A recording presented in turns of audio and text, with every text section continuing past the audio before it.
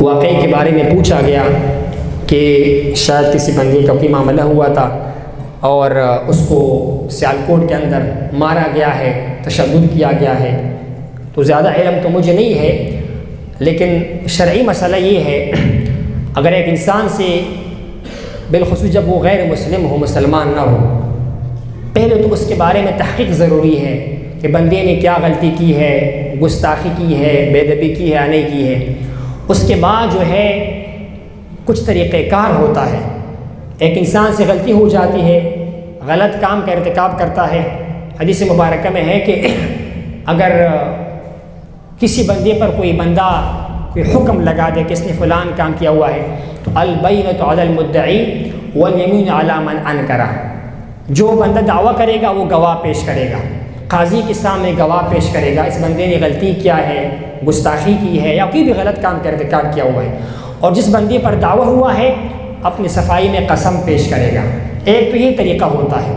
دوسری بات یہ ہے کہ اگر وہ بندہ غیر مسلم ہے، نان مسلم ہے، وہ شاید کسی اور ملک کا ہے، تو ہوتا کیا ہے کہ اسلام کے کچھ دائرہ کار ہیں، کچھ طریقہ کار ہیں۔ کچھ مسائل میں مسلمانوں کے لیے آسانی نہیں ہے، لیکن کفار کے لیے، ذمیوں کے لیے، ان کے لیے آسانی یا کہہ لیں کچھ رعایت ہوتی ہے۔ جب ان سے غلطی ہو جائے، غلط کام کا ارتکاب کریں، ان کو بتایا جاتا ہے کہ یہ کام غلط ہے، اس کو رجوع کا کہا جاتا ہے۔ اس کی وجہ یہ ہے کہ اگر ہر بات پر انسان تلوار اٹھائے، قتل کرنا شروع کرے، مارنا شروع کرے، تو اس دین کے بارے میں، اسلام کے بارے میں، بالخصوص کفار کے درمیان وہ غلط تاثر پھیل جاتا ہے کہ یہ قتل و غارت کا دین ہے، معاذ اللہ، اس میں حوصلہ نہیں ہے، اس میں برداشت نہیں ہے۔ پھر اس کے بعد مارنے کا طریقہ بھی ہے۔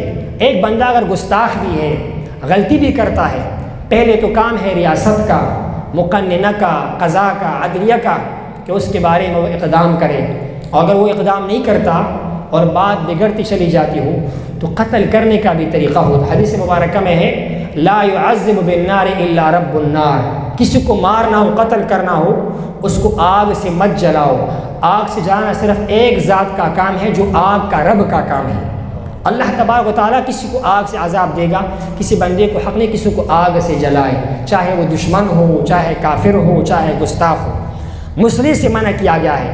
دشمن کو قتل کیا، حدیث مبارکہ میں ہے آپ دشمن کو بھی قتل کرو، ہو سکے تو احسن طریقے سے قتل کرو۔ یعنی آپ نے کسی بندے کو مارنا ہو، اس کی طریقہ کار ہے۔ پہلا طریقہ کیا ہے؟ عدالت میں جاؤ، قاضی کے پاس جاؤ۔ دوسرا کیا ہے کہ بندہ زندیق ہے، دین کو نقصان پہنچا رہا ہے، اقتل الزندیق سرا، خفیہ طریقے سے مارو، چھپ کے اس کو مارو، ایک طریقہ ہے اس کا۔ اور اگلی بات، آپ اس کو طریقے سے مارو، اس کا فائدہ مرتب ہو، اس سے دین کو نقصان نہ ہو، یہ بات ہے۔ اسلام تو سلامتی کا بھی دین ہے، ساتھ ساتھ کفار کے معاملے میں ان کی شرائط و ضوابط بھی ہے۔ ذمہ کو حقوق حاصل ہے، غیر مسلم کو کچھ حقوق حاصل ہے۔ تو مقصد عرض کرنے کا یہ ہے کہ اس طرح کے معاملات سے جس سے اہل اسلام کو نقصان پہنچے، اسلام کی بدنامی ہو، یقیناً ایسے اقدام سے اسلام کا خدمت نہیں ہوتا ہے۔ لیکن ایک اور بدقسمتی یہ ہے کہ اگر قضا کمزور ہو، عدلیہ کمزور ہو، تو پھر اس طرح کے معاملات جو ہے وہ وقوع پذیر ہوتے ہیں۔ کاش جس مبارک کلمے پر یہ ملک بنا ہوا ہے، لا الہ الا اللہ محمد الرسول اللہ صلی اللہ علیہ وسلم، اسی کا یہاں پر عملی نفاذ ہو، یہاں کا قضا شریعت محمدی کے مطابق ہو، اور لوگوں کو یقین ہو کہ قاضی یا جج جو ہے وہ صحیح فیصلہ کرے گا۔ یہ نہیں کہ عمر گزر جائے اس کے بعد بھی فیصلہ نہ ہو جائے۔ تو کاش یہ قضا بھی صحیح ہو، اس کے بعد نظام بھی صحیح ہو، انتظامیہ بھی صحیح ہو۔ اس طرح کے معاملات پر جو ہے وہ وقوع پذیر نہیں ہوتے ہیں۔ اور باقی اس کے آڑ میں مذہب کو بدنام نہیں کرنا چاہیے۔ اسلام مبارک دین ہے، کچھ لوگ معاذ اللہ اس کو آڑ میں دین کے بارے میں باتیں کرتے ہیں، مذہب کے بارے میں باتیں کرتے ہیں۔ اس مذہب کو کسی کے جنونیت کی وجہ سے، جذبات کی وجہ سے بدنام نہیں کرنا چاہیے۔ یہ تو وہ مذہب ہے جس میں اخلاق کی وجہ سے، جس میں حسن سلوک کی وجہ سے ابو سفیان سب سے بڑا دشمن تھا، اس کے گھر کو امان کا گھر قرار دیا گیا۔ بڑے بڑے دشمنوں کو اسی لیے معاف کر دیا گیا کہ اس کی وجہ سے لوگ اسلام کی طرف مائل ہو جائے، دین کی طرف مائل ہو جائے۔ اور نفقہ کا اس کا تمسخر اڑانا چاہیے۔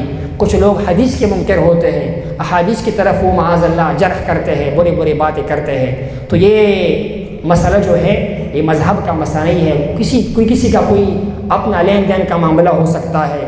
جو اصل اہل ایمان ہوتے ہیں، اہل تقویٰ ہوتے ہیں، وہ اس طرح کاموں سے اجتناب کرتے ہیں۔ اللہ تبارک و تعالی ہمیں، ہمارے ملک کو، ہمارے اس پوری ریاست کو دین محمدی کا تابع بنائے، اسی کے سائے میں زندگی گزارنے کی توفیق نصیب فرمائے۔